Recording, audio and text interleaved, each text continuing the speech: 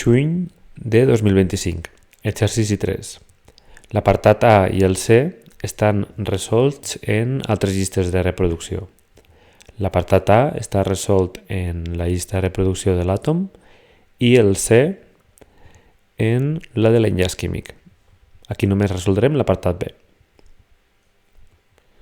En l'apartat B, a partir de dos isòtops de clor, recordem que els isòtops són àtoms del mateix nombre de protons però diferent nombre de neutrons. En aquest cas és l'isòtop de clor 35 i el 37, per tant un té dos neutrons més que l'altre.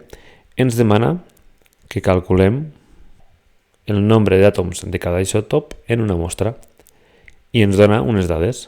La mostra és de 10 litres de clor en estat gasós a 25 graus i una atmosfera.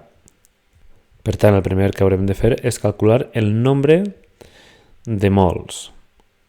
Amb aquestes dades podem utilitzar l'equació dels gasos ideals i ens diu que la pressió pel volum és igual als mols per la constant i la temperatura. Aïllem els mols. Mols serà igual a la pressió pel volum dividit de la constant per la temperatura. Recordem que cal posar la pressió en atmosferes. Ja la tenim, una atmosfera, però també la temperatura en kelvins i en l'enunciat ens la dona en graus centígrads. Per tant, 25 graus centígrads a Kelvin són 298 Kelvin. Si fem l'operació obtenim que tenim 0,41 mols de clor en aquestes condicions. Quantes molècules hi ha en 0,41 mols? A partir del nombre d'Avogadro podem calcular el nombre de molècules amb un factor de conversió. Tenim 2,46 per 10 a la 23 molècules i com en cada molècula hi ha dos àtoms de clor, doncs el doble d'àtoms, 4,92 per 10 a la 23 àtoms de clor.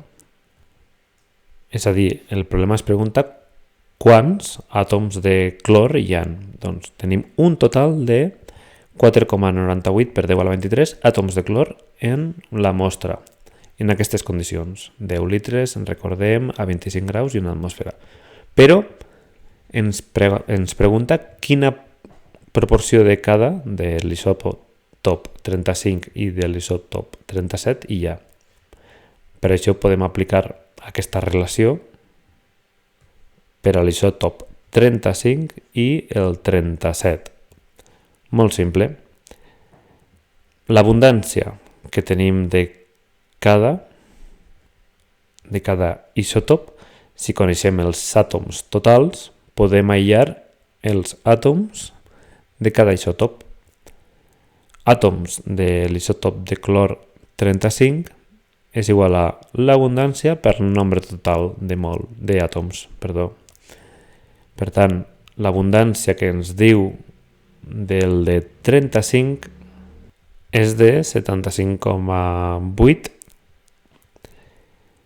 multiplicat pel nombre total d'àtoms, ja ho hem calculat aquí baix, 4,92 per 10 a la 23 i dividit de 100. Per tant, tenim 3,73 per 10 a la 23 àtoms de l'isòtop de clor 35 i el mateix podem fer amb l'altre isòtop que ens diu que l'abundància és del 24,2%. Per tant, el nombre total d'àtoms d'aquest isòtop, el 37 de clor, és d'1,19 per 10 a la 23 àtoms. Resumint, en aquest apartat, l'apartat B, tenim una mostra de clor mesurat en unes condicions i ens demana quin nombre d'àtoms d'un tipus d'isòtop de clor i d'un altre tipus d'isòtop de clor tenim. Per això calculem els mols. A partir dels mols, en les condicions que ens dona el problema, podem calcular les molècules i el nombre d'àtoms totals. I com tenim l'abundància, el tant per cent d'abundància de cada isòtop en la mostra total, és simplement aplicar aquesta equació que ens relaciona l'abundància amb els àtoms totals i els àtoms que ens demana.